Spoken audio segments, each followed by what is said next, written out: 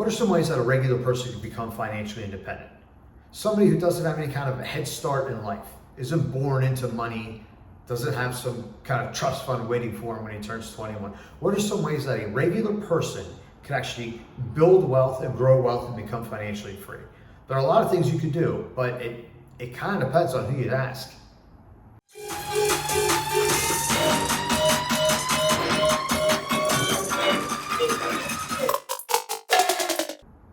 Most people have heard of Susie Orman, Dave Ramsey, and Robert Kiyosaki.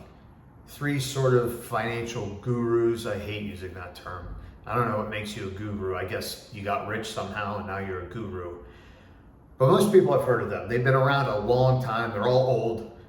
They all, I think, kind of started with a TV show, or in Kiyosaki's, in his life, it started with a book. He wrote Rich Dad, Poor Dad when he worked for a network marketing company, the most infamous, Amway. So all three of these people are pretty well known. Today they all have podcasts and they're still out there sort of guruing. I don't know if that's a word, but it should be. That sounds kind of cool. They're guruing. In other words, they're trying to educate people on finance, and that's great.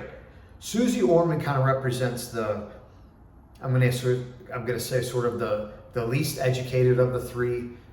People call into her show, Susie, I make $10 and I want to buy $1 million house. Is that a good idea?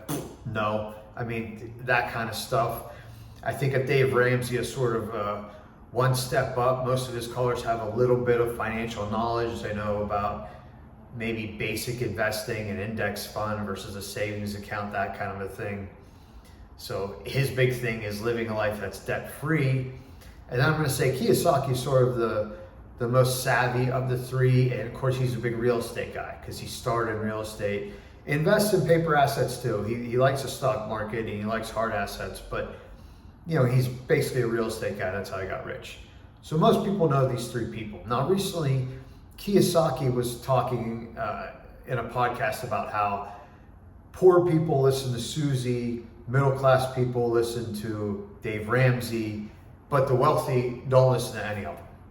So Kiyosaki thinks that there's three levels of basic financial advice. These levels are basically tailored for different economic classes. So people in poverty often listen to Susie Orman's advice. Now, I wouldn't call these people impoverished. That's a little bit derogatory, but it revolves around strict budgeting. Okay, cutting expenses, saving money wherever you can save. Middle class is sort of leaning towards Dave Ramsey's approach, which is living debt-free, minimizing your expenses, constantly saving for retirement in traditional ways. So putting money away for a later date. And Ramsey is famous for encouraging people to cut off your credit cards and pay off all debt immediately. Now, unlike Dave Ramsey, Kiyosaki, being a real estate guy, loves debt. Because real estate people understand that in order to be in real estate, you're basically going to be in debt forever. Because you're going to acquire properties, and usually to acquire a property, you're going to get into debt. You're certainly not going to pay cash for every house or building or whatever it is you're buying. So Kiyosaki argues that debt can be a tool for wealth. He talks about using good debt, loans that are invested in assets like real estate to produce income and appreciate in value. In other words, building equity. For example, he mentions how he refinanced $300 million in debt from 5% to 2.5%. To decrease his debt load. Now that's great. I mean, that's a nice little story, but this is a rich guy. If you're already rich, yeah, it's easy to call up a bank and say, hey, I want to refinance this loan. They already know that you have tons of money on your balance sheet and tons of assets. It doesn't really pertain to regular people though. The more debt you have, he says, the more real estate you can buy and the less tax you pay. In his opinion, debt doesn't have to be a liability. It can be a powerful lever for the rich to grow wealthy, especially when paired with tax strategies that help reduce liability to the IRS. He says that I don't want to get out of debt. I love debt. Okay, so obviously getting into debt, staying in the debt, that's a method for real estate and for people involved in real estate. It's a little different for everyone else. Kiyosaki also says that he sees a clear difference between wealthy and everyone else when you talk about taxes. He argues that wealthy people work hard to reduce their tax burdens by working with accountants, attorneys, tax experts to structure their income and minimize their taxes. If you're a coward and you're afraid of the IRS, then you're middle class and poor. All right, that's a little harsh there, buddy. Adding to the wealthy, or Kiyosaki said, adding that the wealthy are willing to work within tax laws to their advantage. Okay, to me, this is sort of, a rich person talking down to regular people. All right, regular people don't own commercial buildings, and they don't have, subsidiaries and LLCs and companies of other companies to shield their tax burden. So the average person, you watching this right now, your tax liability is probably whatever your job says it is. Whatever money you make puts you into a tax bracket, and you pay whatever taxes the federal government levies against you. Now, if you buy real estate, you're probably not going to decrease your tax burden until you get to a certain level. So Kiyosaki's at a level where, yes, very wealthy people like him do invest in real estate, not because it gives them a better return than the stock market, because it doesn't. It's also illiquid, and it can be a hassle, but it does give them certain tax advantages. It gives them a place to hide money, to take depreciation, to devalue the tax so that you get into a lower tax bracket and your tax liabilities are minimized.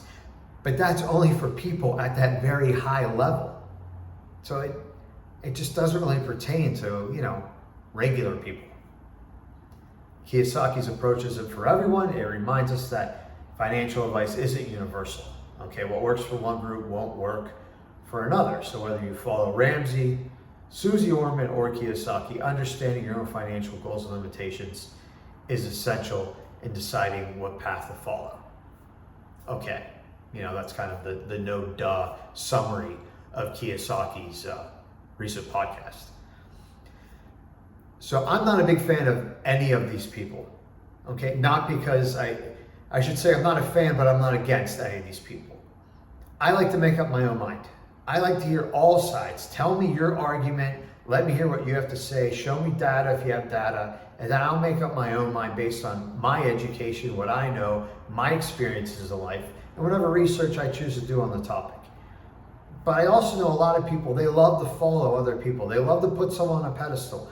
Kiyosaki has a huge fan base. There are people that love him and think he is the god of real estate. And there's other people who love Susie Orman. They follow everything she says since, she wrote her first book, which is probably like 40 years ago. You can take knowledge from all three of these people. They're all good. Susie Orman included. She gives you the basics of budgeting, thinking about money.